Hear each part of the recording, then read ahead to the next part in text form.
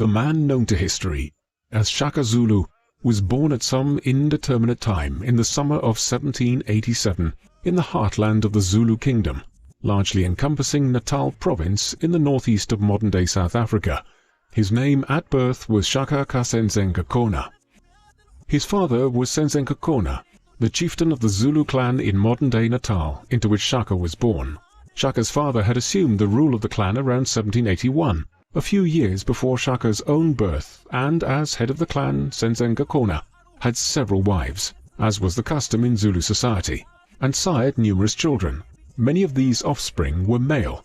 Therefore Shaka had numerous half-brothers, several of which would play a role at various points in his later life and throughout the subsequent history of the Zulu kingdom. Shaka's mother was Nandi, the daughter of Bebe, a chief of the tribe of the Langeni people, a neighboring clan of the Zulus. Nandi, though, was not one of Kona's wives at the time of Shaka's conception and birth. This made Shaka illegitimate in the eyes of the clan, and as a result, Nandi and Shaka were cast out during his childhood. After a nomadic existence for a period of time in the late 18th century, Nandi and her son eventually settled with the Mthethwa people. Here Shaka excelled in his youth as a fighter and soon joined the warrior class of the Mthethwa.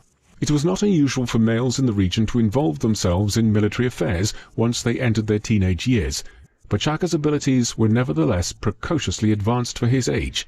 Yet there were also worrying signs concerning the level of violence Shaka displayed even in his youth. At one time, the head of the Mthethwa, King Dingiswayo, a mentor of sorts to the future king of the Zulus, sent Shaka and several others to attack the neighboring Mbata people. This was intended to be a simple cattle raid, one which would only involve limited violence, but Shaka had the troops he commanded attack the tribe, pursue them and kill many of them, before returning to Dingiswayo with the stolen cattle. The king was extremely critical of Shaka afterward, reprimanding him for his excessive use of force, and stating that it was not Mthethwa policy to seek to exterminate any people.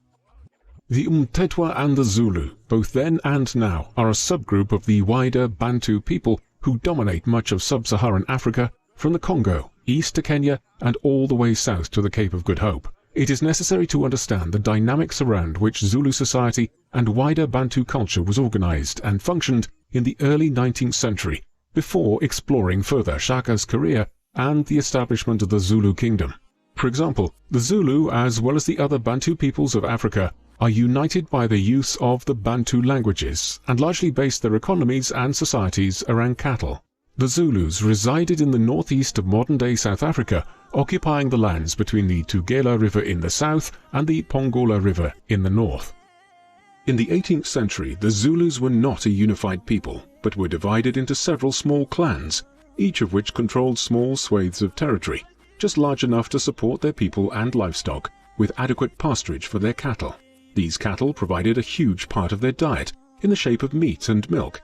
However, by the second half of the 18th century, the Zulu population and the herds of livestock under their control had expanded so much that their traditional lands no longer sustained them.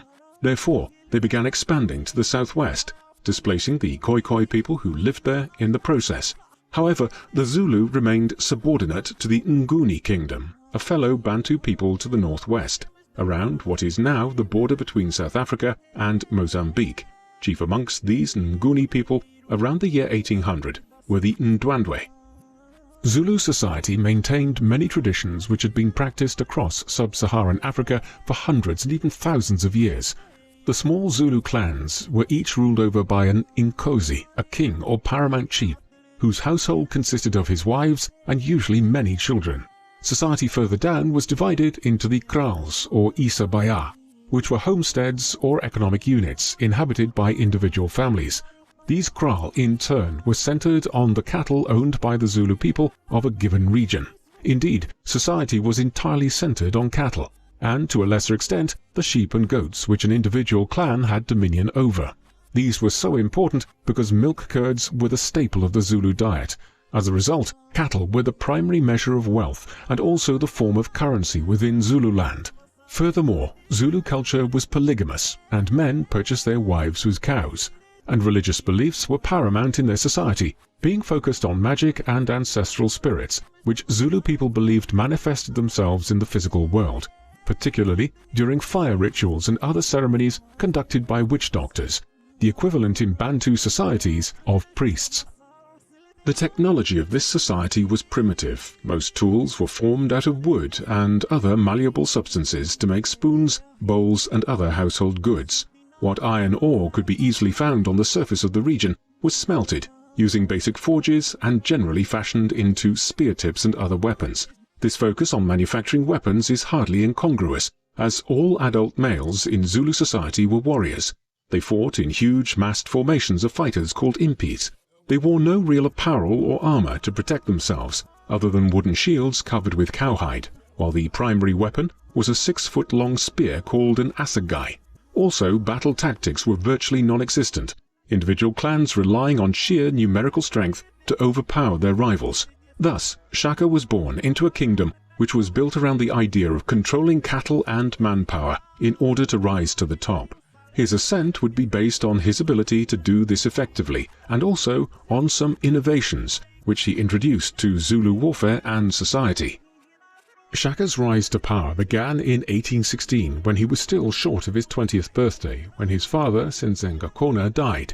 The Zulu chieftain had designated another one of his many sons, Sigujana, to succeed him. But Shaka, the outcast son, was determined to interrupt this line of succession, and so it was that, with the help of Dingiswayo and his adoptive clan of the Mtetwa, Shaka pressed his claim to the rule of the Zulu in 1816, demonstrating a ruthlessness which would characterize his rule for years to come.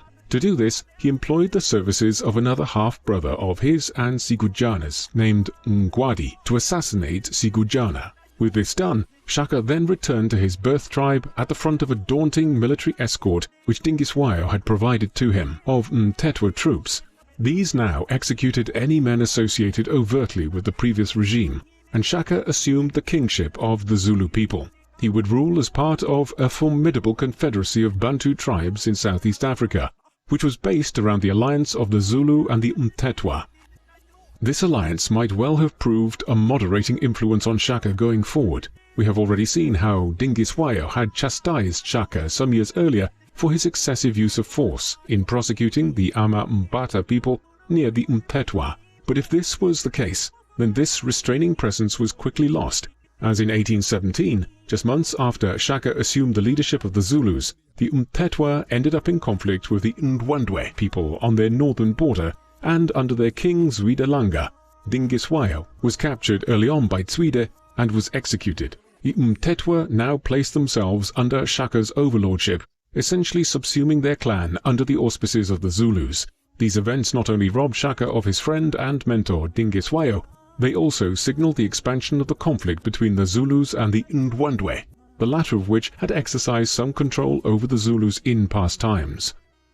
The Ndwandwe-Zulu War would last for 2 years through until 1819, and was the most significant period in the development of the Zulu kingdom, as well as the establishment of Shaka's predominance in the region. Following minor skirmishes in 1817, the two sides, which were the Zulus and the Mtetwa led by Shaka on one side, and the Ndwandwe and their allies to the north led by Zwide on the other, finally confronted each other in a major pitched battle in April 1818. The Battle of Ockley Hill took place in April 1818 near Ulundi, in the northeast of the present-day country of South Africa. Shaka and his allies were badly outnumbered in the engagement. Zwide brought perhaps as many as 12,000 warriors into the field, and was advancing south into Zululand, where the confrontation took place. By way of contrast, Shaka and his confederates had as little as half as many warriors, but owing to a number of military innovations, the Zulus and their allies were able to win the day. To countermand the Ndwandwe advance into Zululand, Shaka had already placed guerrilla units at strategic locations to harry Zwide's advancing troops. The countryside was devastated and emptied of cattle and other livestock to ensure that the Ndwandwe could not acquire additional resources as they marched south. Shaka then placed the bulk of his army around the Ockley Hill, hoping to make up for his numerical inferiority by occupying the high ground and benefiting from a greater defensive position in the confrontation which eventually ensued. when Zwide's commander Nomahlanjana and his troops reached Ockley Hill, the numerical superiority of the Ndwandwe actually proved hazardous, Nomahlanjana's forces becoming overtly bunched together, thus becoming an easy target for projectiles which were hurled down the incline by Shaka Zulus. As the fighting wore on, the Ndwandwe's lack of supplies also became an issue, particularly fresh water supplies. Weakened and frustrated by the situation, some hours into the conflict, Shaka signalled for a reserve column of his most elite warriors who were hiding nearby to advance and attack one of the exposed rear columns of the Ndwandwe. The result was a catastrophic breaking of the Ndwandwe's lines, which were pursued mercilessly by the Zulus in the hours that followed. By the end of the battle, it was reported, perhaps with some exaggeration, that as many as 7,500 of the Ndwandwe host had been killed, a striking military victory for Shaka, and one which established his reputation as a warlord amongst the wider Bantu people of sub-Saharan Africa. After a subsequent military victory for Shaka at the Battle of the Latuza River in 1819, the Zulu king and his impis advanced northwards into the lands of Ndwandwe. The fate of the war was wholly clear. Shaka established Zulu suzerainty, while rulers such as Zwide contented themselves with carving out new principalities further to the north in modern-day Mozambique and Tanzania. Thus the Ndwandwe-Zulu War of 1817 to 1819 had resulted in Shaka carving out a large kingdom of the Zulus, which stretched from Natal all the way north to near the present-day border between South Africa and Mozambique. Exactly how had Shaka achieved such an extraordinary series of military victories in such a short period of time against such a numerically superior enemy? The answer lies in the military revolution he introduced into Zulu society, which quickly spread through Bantu society in sub-Saharan Africa. Shaka's military conquests were driven by a series of military reforms, which the Zulu king initiated in the late 1810s and early 1820s. As we have seen, for decades, the Zulu people had largely fought using the long javelin-like spear called the assegai, a 6-foot-long spear with an iron or steel tip, which could be used in close-quarters combat, but which was primarily used as a long-range throwing spear. In order to gain a greater tactical advantage in close-range combat, Shaka began arming his troops with a shorter, sword-like weapon called the iklwa. This was used extensively at the Battle of Ockley Hill. Shaka is also believed to have introduced the buffalo horns formation into Zulu field tactics, though this was perhaps something which he had learned from Dingiswayo and the Mthethwa prior to assuming the kingship of the Zulus. Regardless, it was through this formation Zulu warriors or impis formed up into a buffalo or bull's horns shape with 2 large wings of troops on either side of the ranked formation. This body of men then moved forward in the field of battle with the center of the formation, called the chest, meeting the enemy, whilst the troops arranged on the wings or horns to the left and right, who were usually the younger and faster warriors, moved around the enemy flanks and began encircling them. If all went according to plan, the horns would fully encircle the enemy, setting the Zulu impis up to slaughter their trapped prey within the enclosed buffalo horn encirclement. Other reforms which Shaka introduced into the Zulu military included the formation of different ranks of warriors according to their age and fighting ability. Thus, the most experienced and hardened Zulu warriors fought at the center of the bullhorn formation, while the younger and faster soldiers were placed on the horns on the left and the right of the battlefield. He also enforced ruthless military discipline and oversaw a system whereby Zulu males had to begin fighting in his wars when they entered their teenage years. Other aspects of the Shakan military revolution, however, are mythical. For instance, despite claims that he did, there is no real evidence to suggest that Shaka forced his warriors to fight and live largely barefoot in order to toughen their feet, while the suggestion by numerous historians that Shaka drilled his troops to march up to 80 kilometers in a single day is implausible, although they could cover perhaps as much as 20 kilometers, a not inconsiderable level of mobility for a society which did not use horses to travel or have carriages. Shaka's military reforms could only be achieved through a simultaneous reform of Zulu society to make it more conducive to supplying the army. Shaka reformed Zulu society to move away from the more traditional hierarchy whereby individuals were promoted according to blood and clan structure, to one in which people were promoted to senior positions within the military and administration based on merit rather than blood birth. He also confronted the powerful caste of witch doctors, and gain control of the Zulu church. Even reform of the social structure imposed on children was undertaken, in order to co-opt Zulu children as carriers of military supplies for the armies. All of this improved the mobility of the army and created a more regimented and centralized state, headed by Shaka and his close followers. It was this which allowed him to unite the lands controlled by the Zulus, Mthethwa and Ndwandwe, within just a few short years of establishing himself as the king of the Zulus. Thus far, we have seen Shaka's ascent largely occurring within a vacuum of African tribes, largely those of the wider Bantu people of sub-Saharan Africa. But having consolidated the Zulu position in the late 1810s, Shaka and the Zulus would increasingly find themselves having to engage with the newcomers to southern Africa in the 1820s. These were the various Europeans found to the southwest at the Cape of Good Hope, and increasingly further north and northeast. European contact with the region was first established in the late 15th century, when the Portuguese had reached southern Africa in their ongoing naval expeditions to try to round the African continent and find a sea route to Asia from Europe. The Portuguese established small settlements here in due course, in line with their policy of creating supply and trading stations along the coast of Africa during the 16th century. Like a great proportion of the Portuguese colonies elsewhere in Asia and the Americas, these subsequently fell prey to attacks by the Dutch Republic in the late 16th and 17th centuries. As a result, the Dutch East India Company established the first major European settlement at the south of the African continent in 1652.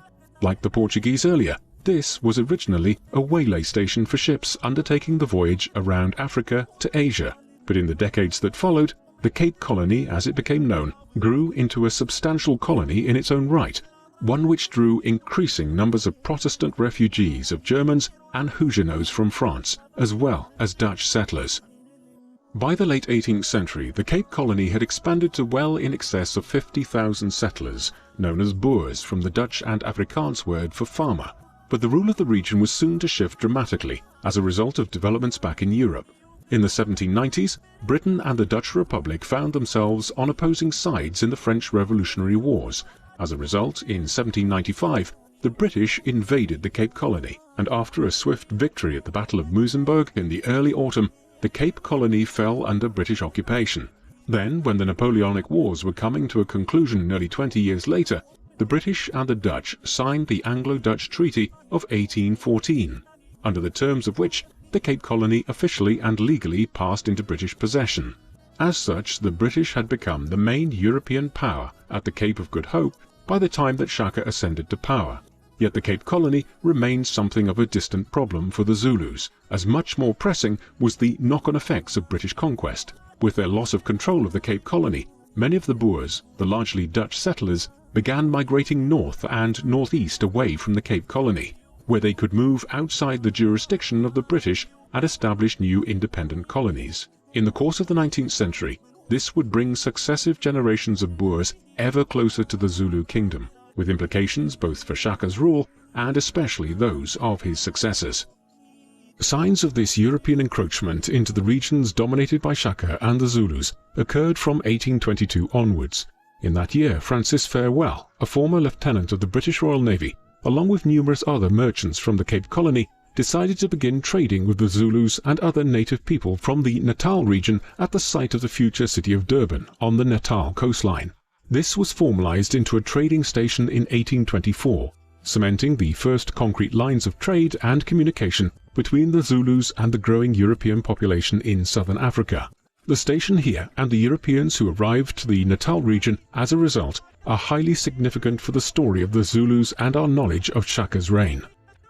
Much of what we know about Shaka and the rise of the Zulu kingdom in southern Africa in these years is derived from the writings of contemporary Europeans who knew Shaka and lived in the region. Principal amongst these was Nathaniel Isaacs, an English adventurer and merchant who arrived to the Cape Colony in 1825 and ended up travelling to the northeast shortly thereafter. The goal of this latter trip was to trade with the Zulus in Natal, largely in ivory, and also to try to locate Henry Francis Finn, an Englishman with some training as a physician who had disappeared in the region some time earlier. What they found was surprising. Finn was living amongst the Zulus and had recently treated Shaka for a severe wound, using his training in European medicine. Finn had also received lands in Zululand and had adopted Zulu practices, notably having married 4 different Zulu women, an admittedly common practice in a society which was polygamous. Isaacs and Finn spent several years thereafter living amongst the Zulus, and much of our information about Shaka and his rule is derived from a 2-volume study which Isaacs subsequently published in 1836 entitled Travels and Adventures in Eastern Africa, the first account by a European of King Shaka and his Zulu Empire. Yet despite these early contacts between the Europeans who were arriving to the Natal region from the early 1820s onwards and the Zulu nation, the main point of the conflict for Shaka lay with his fellow Bantu people. During these years, he continued to make war with neighboring tribes and assimilated them into the ever-expanding Zulu state. Some of this involved ongoing war with these tribes, utilizing the military tactics developed early in his reign. But Shaka also proved himself to be an increasingly shrewd diplomat. It was due to this ability that he succeeded in incorporating several additional tribes into the growing Zulu kingdom during the 1820s, not through military aggression, but through a complex system of alliances. As a result, King Zihlando of the Mkhize tribe, King Jobe of the Sithole, and King Matubane of the Tuli tribe were all brought into the Zulu sphere of influence, not through conquest, but relatively peacefully as vassals or subordinate states. Nevertheless, war remained central to Shaka's reign. The Zulu kingdom which Shaka created was achieved with an enormous human cost. Accurate estimates of the number of people killed during the wars he orchestrated between 1816 and 1828 are notoriously difficult to obtain, owing to the lack of death records, censuses, army lists and other records which would allow us to calculate the mortality rate in Southeast Africa during his reign. But we can make some effort to assess the general level of death associated with Shaka's rule.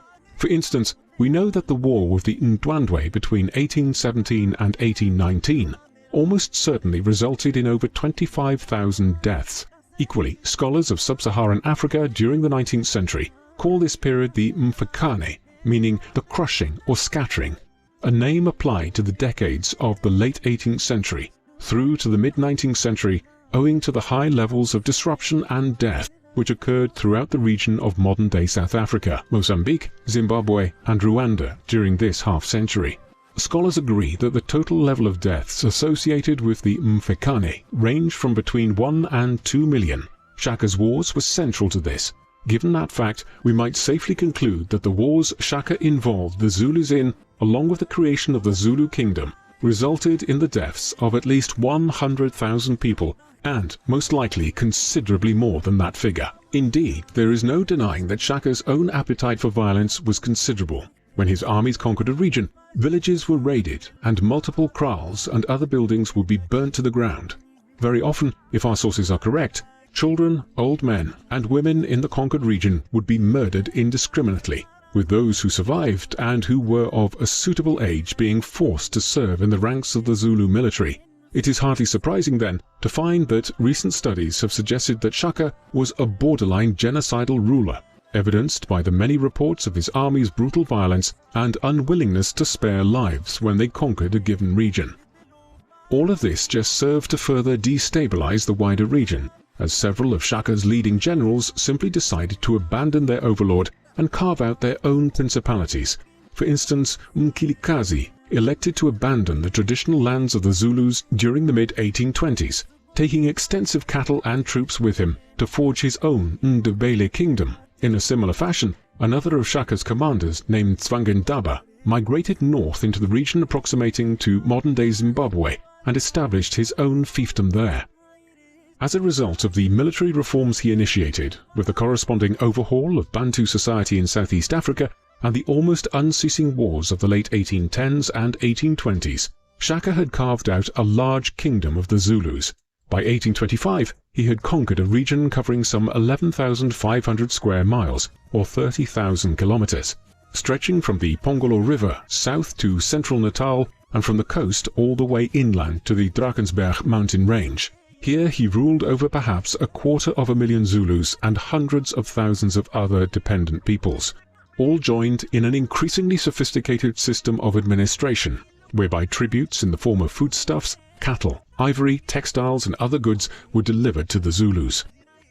As the 1820s proceeded, some aspects of Shaka's reign as it went on escape exact description, despite the accounts which have come down to us from Isaacs, Finn, and others. Perhaps one of the most difficult to understand aspects concerns Shaka's family life. As we have seen, Zulu society was polygamous, and a warrior king such as Shaka would have been expected to have many wives, as well as dozens of concubines, and a very large number of offspring. The goal here was to produce many sons, from amongst which the best warrior and ruler would emerge on merit, rather than simply by dint of being the eldest, such as was the practice amongst Europe's aristocracies. But to the best of our knowledge, Shaka did not have any children, male or female, at least none that he acknowledged. It has variously been supposed as a result that he was either sterile or perhaps homosexual, but this might not have been the case at all. It was a common practice amongst Shaka's successors to not publicly declare their children, the better to prevent any succession crises arising amongst a wide brood of children.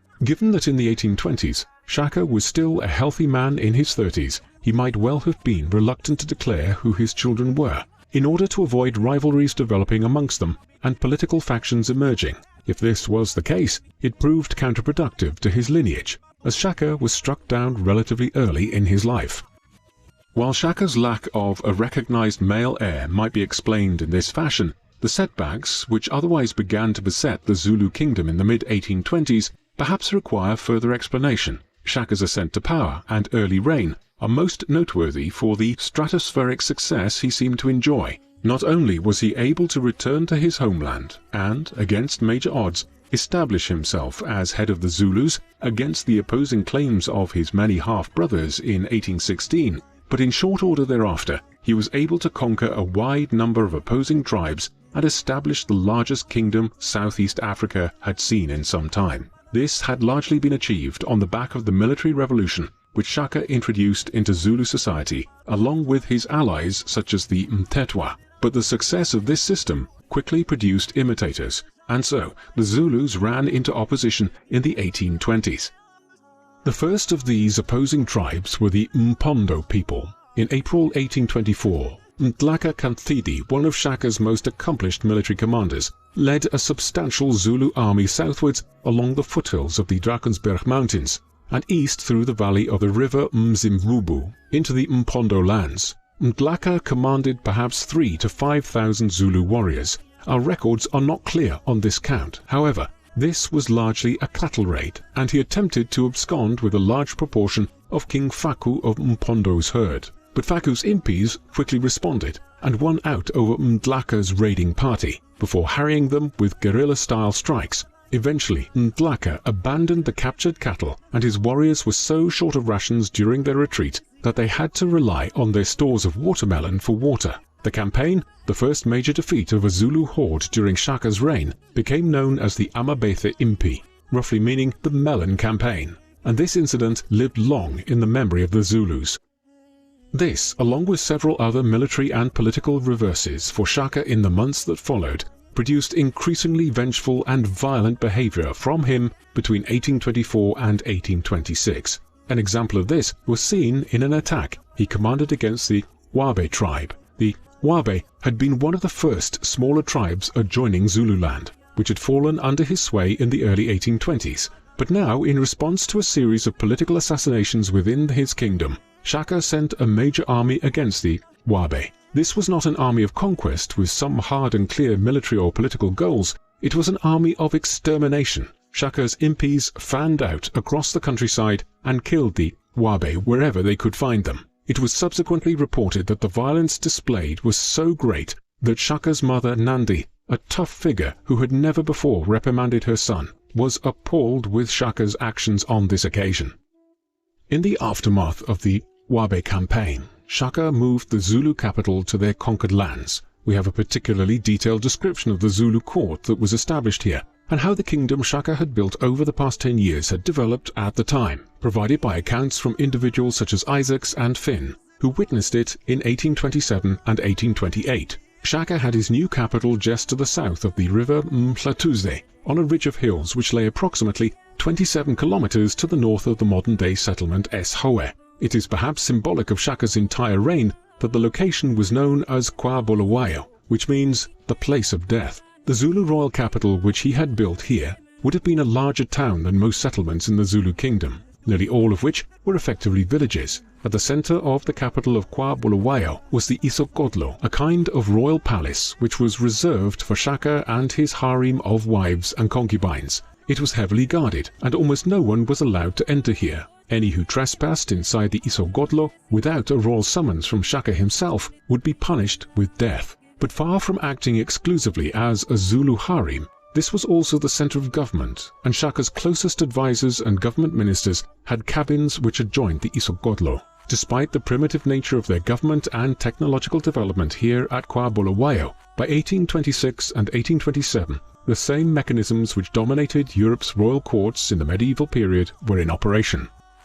The court life was extremely ceremonial. A gatekeeper of the isandlwana would call out in the mornings when Shaka rose to alert the wider community of Bulawayo that the Zulu king had risen, and thereafter, throughout the day, events were marked by formal processes. Banquets with hierarchies of seating and dining were arranged in the evenings, when individuals were ushered into the royal presence for formal greetings and drinks. So far as this was a hierarchical society, it is possible to imagine that when British officials began arriving here in the 1820s and in the decades that followed, that while they might have found many aspects of the Zulu court profoundly alien, they would have been able to recognize the formality and rigid societal structure as being something which also obtained in Georgian and Victorian Britain. This, then, was the nature of the Zulu court at the center of the kingdom Shaka built up in the 10 years following his first seizure of power in 1816. But it would have been an increasingly uncomfortable place to live from a psychological perspective, especially as, in the last years of his life, Shaka became profoundly tyrannical. He had always been notorious for his brutality, for instance. One infamous story concerning the Zulu warlord relates how he would confine enemies to a kraal with some starving hyenas or jackals, and wait until the animals within had attacked and killed the victim of Shaka's animosity. The hut or kraal would then be burnt to the ground with the remains of the party who had offended him within, as a warning to all not to resist the power of the king of the Zulus. But in the final year of his life, Shaka became more and more erratic. This shift in his behavior was instigated by the death of his mother, Nandi, in October 1827. Shaka and she had had a particularly close bond, as a result, no doubt, of his childhood, when Nandi had been cast out and Shaka had been disavowed by his father, Kona. Shaka took his mother's death particularly badly, and is alleged to have descended into a form of madness in the days and weeks that followed. His people were commanded to engage in an extensive period of grieving for the king's mother. Those who were deemed to be demonstrating an insufficient level of grief were punished, sometimes with death. But the foremost issue, according to later chroniclers, was that Shaka ordered a suspension of basic work such as the sowing of crops and the milking of cattle during the grieving process, a decision which sparked a minor famine throughout Zululand as the months went by.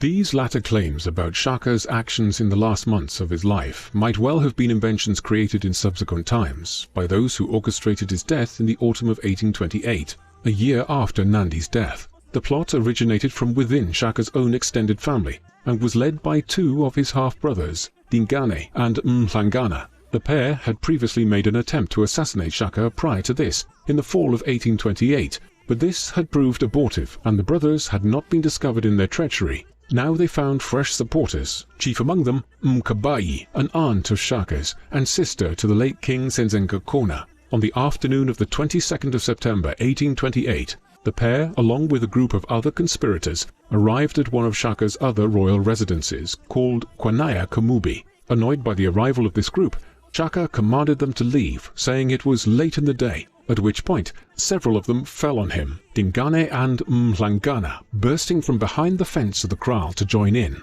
As they stabbed the king of the Zulus to death, he is believed to have turned to them and said, "Children of my father, what is wrong?" Though some other reports have it that he more prophetically asked, "Are you stabbing me, kings of the earth? You will come to an end through killing one another." Whichever is true, we know what happened next. The king of the Zulus, the man who had united and built up the kingdom over the past 10 years, died right there. He was just 41 years old.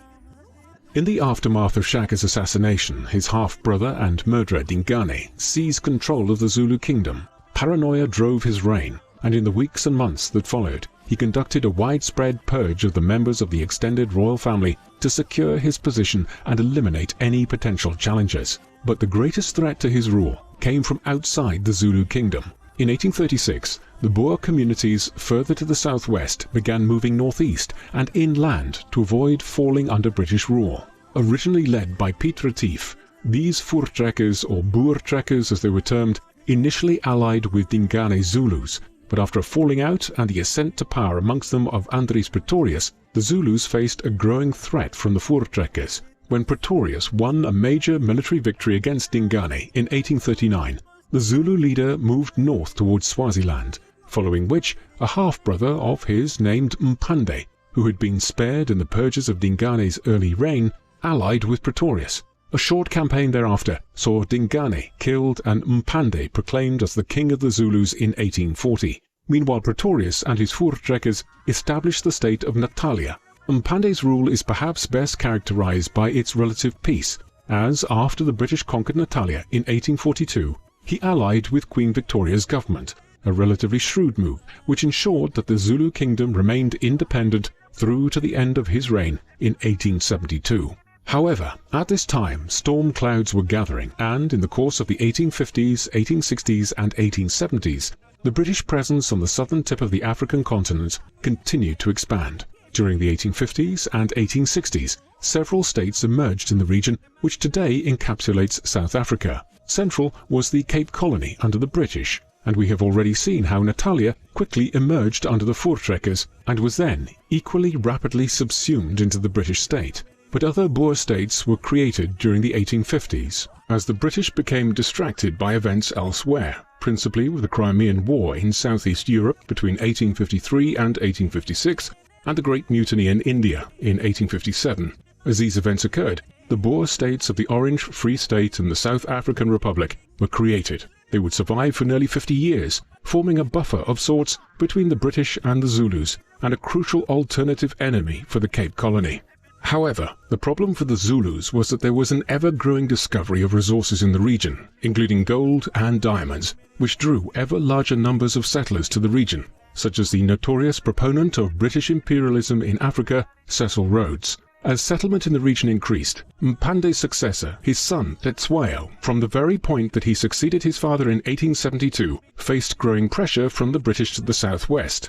This would culminate in the Anglo-Zulu War, which erupted in 1879, and which has gained major notoriety in the history of European imperialism in 19th century Africa. The Anglo-Zulu War was fought over 6 months between January 1879 and June of the same year. The war has become very well known to Western audiences owing to the 1964 film Zulu starring Michael Caine, as well as the follow-up film Zulu Dawn, which was released in 1979 and featured Burt Lancaster and Peter O'Toole in the lead roles. But these films have conveyed the idea of a kind of Zulu victory in the war. The first film, showing a small British garrison battling against overwhelming odds when attacked by thousands of Zulu warriors, and Zulu Dawn covering the famous Battle of Isandlwana, one of the most significant defeats inflicted on a British colonial army during the 19th century. The reality of the wider conflict, though, is much different, with a swift 6-month campaign in 1879 resulting in a total British victory and the effective destruction of the Zulu kingdom. The war broke out owing to pressure having been applied on King Tetsuayo in 1878 by Sir Bartle Frere, the High Commissioner of the British Empire in the Cape Colony, in an effort to provoke a war with the Zulu kingdom. Frere orchestrated a boundary dispute with the Zulus during 1878, and then, in December, he sent an ultimatum to Tetsuayo. The terms of this were outrageous. Frere, for instance, demanded that the Zulu army be entirely disbanded, and that the entire military caste of Zulu society be dispensed with. Christian missionaries were to be given protected status and allowed to preach within Zululand. The most egregious provision, though, concerned the appointment of a British resident as Queen Victoria's representative at the Zulu King's court. It was clear that this resident would be much more than an ambassador, as the ultimatum also stipulated that he should be present when certain courts were held before Tetsuayo. These terms essentially would have amounted to becoming a vassal of the British government of the Cape Colony, and could not be accepted by Tetsuayo. These reservations aside, he was also anxious to avoid a war, and tried to avoid rejecting Frere's ultimatum outright. It was no use though, as Frere's goal had been to provoke a conflict, and when Tetsuayo prevaricated, the British crossed over the border with thousands of troops in January 1879. The British, under Lord Chelmsford, commenced their invasion of Zululand on the 11th of January 1879. It had originally been intended to send approximately 16,000 troops into Zululand in 5 different contingents, but less than 10,000 were eventually mobilized in 3 divisions.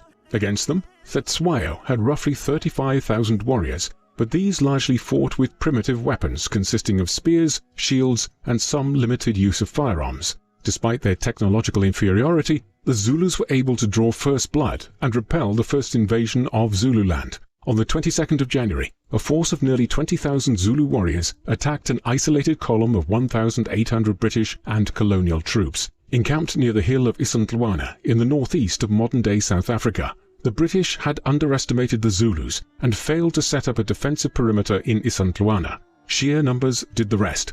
The Zulus' lack of military technology compensated for by outnumbering the British 11-1, while the Zulu bullhorn battle formation was used to encircle and surround the British troops.